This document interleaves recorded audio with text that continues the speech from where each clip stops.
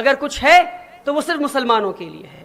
اگر پڑھے لکھے اور پیسے والے اور ایلیٹ طبقے سے، سو کالڈ ایلیٹ طبقے سے، اس لفظ سے مجھے نفرت ہے پر پھر بھی مجھے استعمال کرنے دیجیے، کہ کچھ لوگ اسے as a badge of honour پہنتے ہیں کہ بھائی ہم کوٹ پینٹ والے ایلیٹ مسلمان ہیں. الحمدللہ رب العالمین.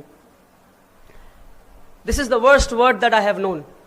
But anyways, let me use this word. ان سارے لوگوں کے لیے ایک پیغام ہے میرا کہ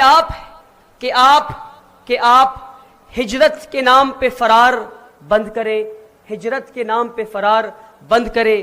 رسول اللہ صلی اللہ علیہ وسلم نے جب ہجرت کیا تھا تو واپس مکہ لوٹ کر آ کر اسلامی نظام قائم کیا. ہم جب ہجرت کے نام پہ جا رہے ہیں امت کو بھول جا رہے ہیں. وہ ہجرت نہیں ہے، وہ فرار ہے، فرار ہے، فرار ہے. ہم بھاگ رہے ہیں.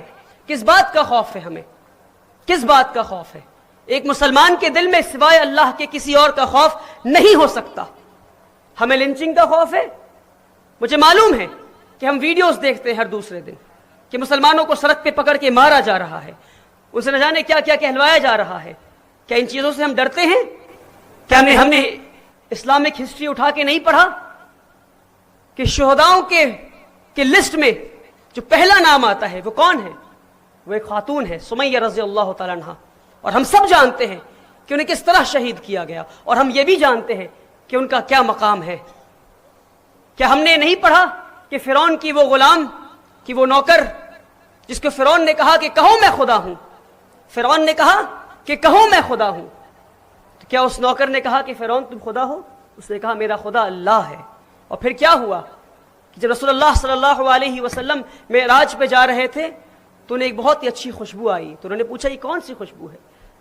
تو انہیں بتایا گیا کہ وہ عورت اور ان کے بچے جنہیں فرعون نے کھولتے ہوئے پانی میں جلا دیا تھا، وہ عورت اور ان کے بچوں کی ہڈیاں جہاں دفن ہیں آج تک وہاں سے خوشبو آ رہی ہے. تو کس بات کا ڈر ہے ہمیں؟ کیا ہمارا یقین اس بات پہ نہیں ہے کہ آمنت باللہ وملائکتہ وکتبہ ورسلہ والیوم الآخر والقدر خیرہ وشرہ من اللہ والبعث بعد الموت؟ کیا ہمیں اس بات پہ یقین نہیں ہے؟ کیا ہم یہ بھول گئے ہیں کہ موت کے بعد بھی ہمیں اٹھایا جائے گا؟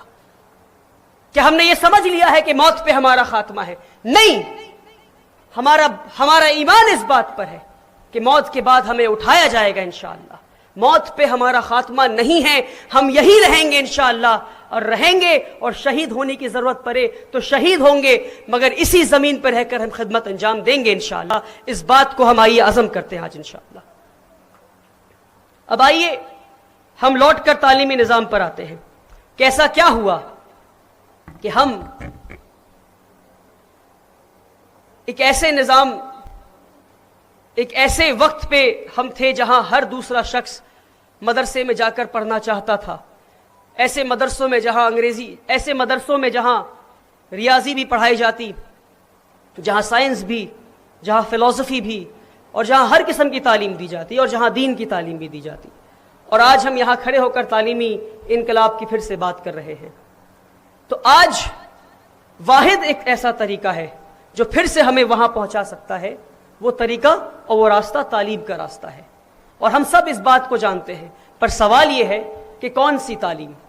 سوال یہ ہے کہ کون سی تعلیم؟ کہیں ایسا نہ ہو کہ ہم تعلیم اور تعلیم کرتے رہ جائیں اور 2047 میں ہمیں یہ کہنا پڑے کہ ارے اس تعلیم کی تو ضرورت ہی نہیں تھی.